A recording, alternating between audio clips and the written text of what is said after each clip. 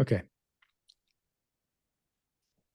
So we're getting points from our source here and adjusting the P scale, just creating a min max. I'm actually adding some point velocity here in the upward direction that I didn't end up using. I think I ended up leaving it in here just in case we wanted to come back to it for some reason, or if in a different setup it would be useful. But I found that I was getting enough upward motion just by setting temperature and using buoyancy. So noising temperature, basically creating an attribute called temperature here with the attribute noise and setting it to a noise value, zero-centered noise value. And the same with density. And then rasterizing those points into a volume for sourcing. And you can see have a nice noisy source for our pyrosim. So pyrosolver, again, we're referencing our global bounds here, which in this case, we can just copy and paste because we have a box setting that. And well, I guess I do need to turn on. I'm going to save just in case, because from prior experience. Okay. And it's not a very high res simulation. I didn't do a whole lot with it. This is just some pyro that we can use to source velocity into our simulations, just like in the prior lessons. I think the only thing I'm doing is sourcing temperature. You can see I'm not bringing in velocity. So all that upward motion really is from temperature, and in the shape here, just the buoyancy. It's how much of that temperature is being taken into account to move everything upward. And then a little bit of turbulence is all we needed. Look at my notes and see if there's anything else that we did with that. So caching that out. Now, here's something interesting. When I put this together, I started at frame 1, and that's not a good idea. And this is a prime reason why you want to do anything that's simulation based, starting at usually 1001, and you could do 101 if you wanted to, but 1001 allows you to have some run up frames and not have to do what I did here, which was that I actually, once the simulations are going, I kind of want the pyro to already be at a certain point. So I'm using a time shift here to push it forward so that when it's sourcing into downstream simulations, it's already cooking. That's generally not a good idea. What you really want to do is just have the pyro solver start frame be less than your start time, and you can do that if you're starting at a frame that's not 1. So that's you can totally do this. And this is what I did here just for simplicity, but just to bear that in mind. By doing this, I do have to cache out more frames than in the timeline here, since I'm time shifting it. And then you have to keep that in mind when you're setting up your PDG caches, and it can get confusing. So yeah, so time shifting it forward by 20 frames, so it can be already moving once it's being sourced into other simulations. So let's turn the simulation off, and primary bubbles. This is where some of the fun stuff happens. So grab this. Anything on the pyro sim before we dive into bubble sim? Any questions, anyone? I think we're okay. Okay. So a lot of this, what we're going to go over here, is going to be very similar and familiar from the last setup that we built. So we're taking our flip points and grouping, basically taking the bounds of the source head and creating a group that we're referencing here. So basically we're grouping them all inside here, and any points that are inside there, I want to then create another group based on how fast they're moving. So I can set a threshold that is based on speed, and speed, this attribute speed is a built-in attribute that is exported from the flip solver. So you can see here I'm deleting non-selected attributes, but I'm keeping speed.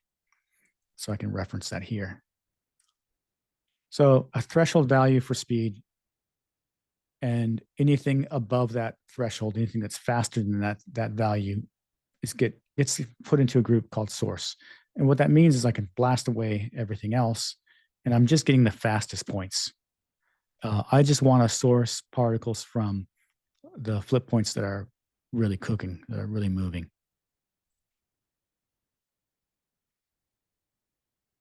So in the last setup, we were sourcing based on their age. In this case, we are sourcing bubbles based on their speed. So, and then setting some initial P scale, which are fairly big. You can see here. These are going to be the main bubbles that you can see in the, it's going to be these guys right here, the larger ones. So actually, let's template this so we can see. Okay. All right. So yeah, setting initial P scale. I'm going to dive inside here, and we have, again, a very similar setup that might be familiar from the last simulation that we built. I'm going to go through each one of these, starting with the sourcing. So we're sourcing points and then setting a constant birth rate. And also, we don't want to spawn particles all the way through the timeline here, just sourcing bubbles before frame 58 of our timeline. That way we can kind of get things dissipate a little bit toward the end. We're going to do this with our other sims too. So that just means you can see at some point, once the head is forming, there's no need to spawn any more of these bubbles. We can kind of clear them out of the way. And that's what the constant activation expression is doing for us. So then we're doing we're grouping based on a percentage. So in this case, 40% of the particles are added to a group called burst chance. And very similar to our martini glass setup, we are setting the P scale of our particles based on their age. So we're making a ramp referencing the normalized age of the particles. This N age is a built-in pop attribute that we can reference. And then in this case, this is a little bit different where I'm doing a scale range. So I'm randomizing it a little bit inside of a minimum and a max so that they all scale up, but they have a slightly randomized scale over the course of this ramp. So that gives us some scale as they age. And then the next thing we're doing here, this min pause function is pretty fun. What I wanted to happen is I'm going to activate the sim and just run just a little bit. Okay. So what I wanted to happen was when these points when we spawn these particles, some of them I want to be running along the surface of the head.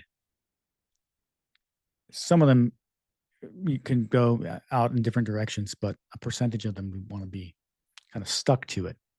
And if I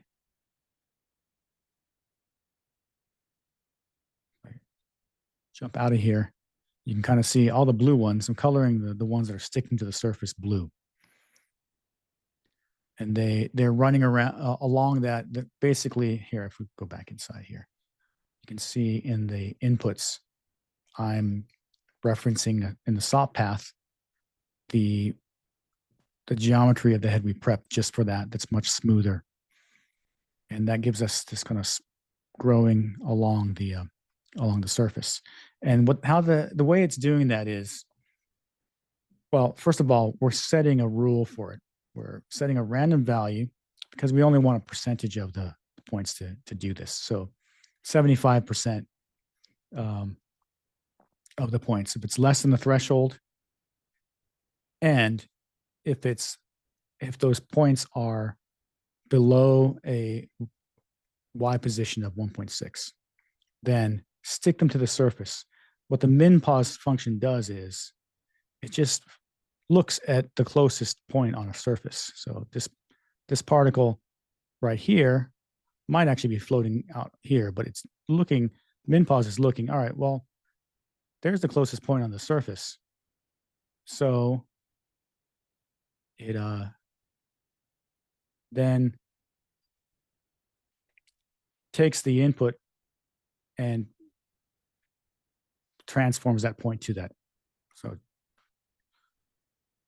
it modifies the position of that point with this expression here, this function. Does that make sense? Any questions on that? I Okay. think we're good. Yeah. Yeah. And then also setting the color to blue so we know which ones are doing that.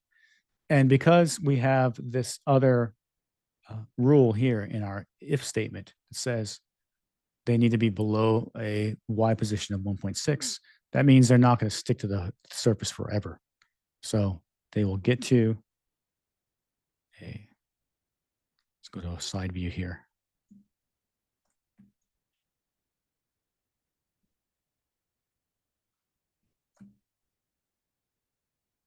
So once they reach a position in the y-axis of 1.6, then they're no longer stuck to the surface. And I could do something a little more sophisticated and set a range, but in this case, it didn't really matter too much. I just kind of wanted one place. So you can see. So they'll move along that surface. They'll get to a y position of 1.6, and then they're released. They'll go upward. So far, so good. Yep. Then in the next pop wrangle we have here, we're setting a few rules for when these particles should be added to a group called burst me. And in this first one right here, we're going to add them to that group based on their P scale. Very similar to the last setup, but we're only operating on the group we created earlier called burst chance. So some of the particles will exceed the P scale that we're setting here and keep on moving.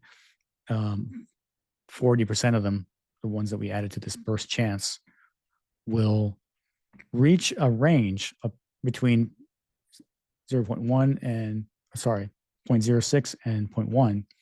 And if they exceed that range, then they will be added to a group called burst me. And their color will be set to red. So we'll run this forward a little bit. See if we can get some. There we go. So the ones that are bursting. What's happening here is that the blue is overriding the color for that we're setting here. So that's why you're seeing the burst particles inheriting the color, but not the particles changing color themselves.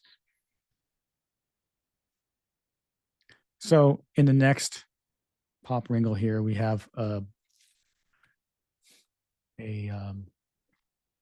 burst by Y range. Again, similar to the last setup, we're giving all the particles a random number between 1.5 and 4 and comparing that to its position in the Y axis.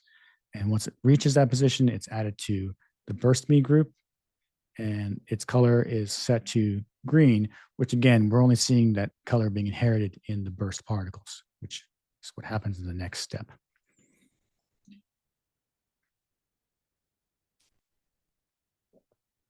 So we'll review the pop replicate next. I think we got into it in a lot of detail in the other setup, but we'll review things a little bit here. What this is doing is it's taking any particles that are in the group burst me. We want to act on them. And what we're doing is emitting new particles, 300 per particle, and killing the original particle. And setting a life expectancy of 1 and a variance of 1. So they'll die over a random range. This is the initial shape that they'll have when they're spawned. And in this case, just trying to find a value that's similar to the sizing of the bubbles that they're spawning from. Then also adding some noise to give them some irregularity. And then the attributes are when we're inheriting velocity. So we're inheriting the upward motion from the particles and adding some variance to that per particle variance. And inheriting CD so we can know where these burst particles are coming from, which particle stream was spawning them. That creates a new stream. We're calling it burst particles in this case, which we'll reference outside the simulation. Then modifying their p-scale, just randomizing their p-scale basically. And in this case, we're not scaling them over time. We're just setting a random, which we could do actually. Sometimes it's actually good practice to do a born group. I think I left it out for simplicity's sake, but we might as well talk about it real quick here. So this means you can set a group that you can reference downstream, and it will only set attributes or set values on those particles at the moment they're born. And it's we need to run it forward. And that's more efficient because if, for instance, in this case, where we're just setting the p-scale for particles that are born, we don't need to do that at every frame. So we can just say, well, for all the particles that are born from the pop replicate, at that moment when they're born, first born, then you can set their p-scale min-max. That's good practice in general.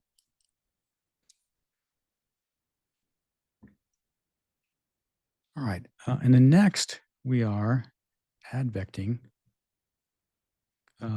Actually, with the pyro. So yeah, it's great. You can kind of visualize what's happening here. This sort of cool swirly motion that we're going to get from the pyro advection.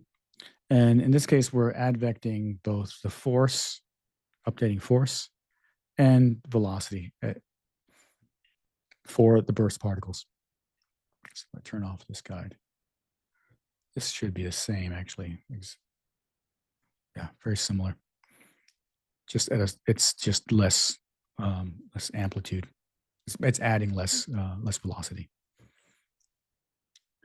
So the other difference between the setup with the martini glasses, I'm doing a separate pop advect for the source bubbles separately from this stream, which is only burst particles. And I think in the last setup, I was actually advecting them and then advecting them all together again. And in this case, sometimes it's handy to do that. It's just you already have this stream that's the original points, and you can operate just on them and merge them together. And then they're all getting killed outside of the volume that we set. So, questions? Any questions? I think we're good. Okay. All right. We're rocking.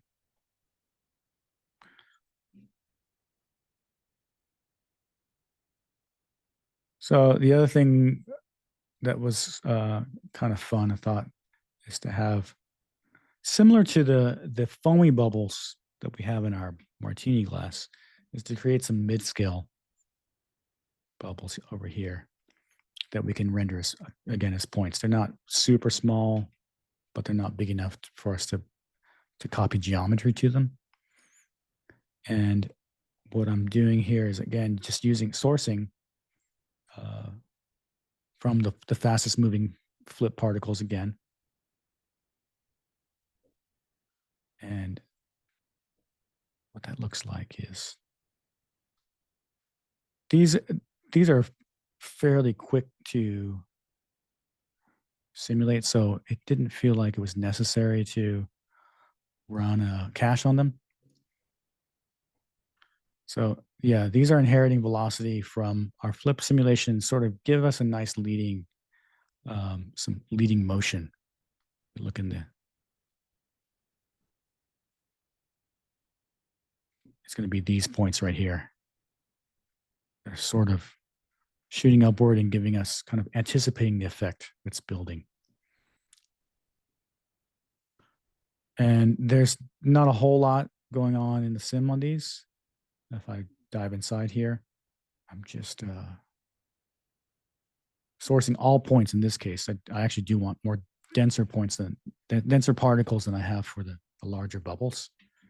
And setting a life expectancy, and then really don't need to have any, I don't need to spawn any particles above the frame 72.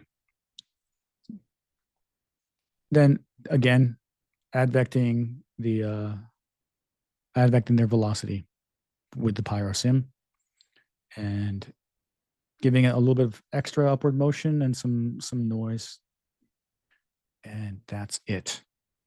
Setting their um, setting a particle scale before the simulation. Okay. I guess that brings us to copy stamping or copy the points.